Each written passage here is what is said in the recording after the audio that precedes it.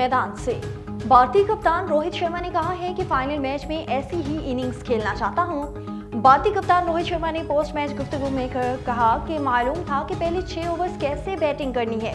Spinners की कारकर्दगी से मुतमईन हूं। पूरे टूर्नामेंट में स्पिनर्स ने अच्छी बॉलिंग का मुजाहरा किया।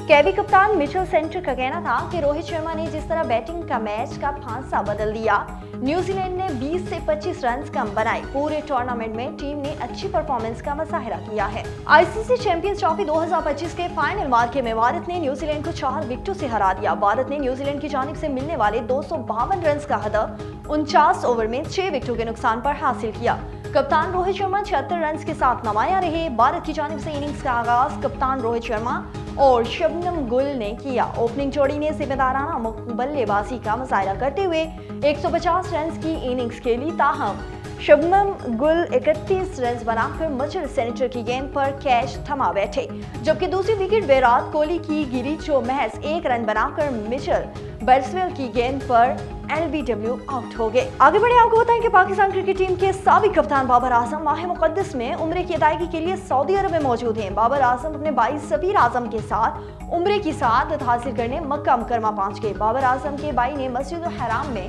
अफ्तारी की वीडियोस भी सोशल मीडिया पर शेयर कर दी। बाबर आजम 15 मार्च को वतन वापस आकर दौरा न्यूजीलैंड के खिलाफ सीरीज के लिए तैयारियों का आगाज करेंगे। बाबर आजम न्यूजीलैंड के खिलाफ 3 वनडे मैचेस की सीरीज के लिए पाकिस्तान स्क्वाड का हिस्सा हैं।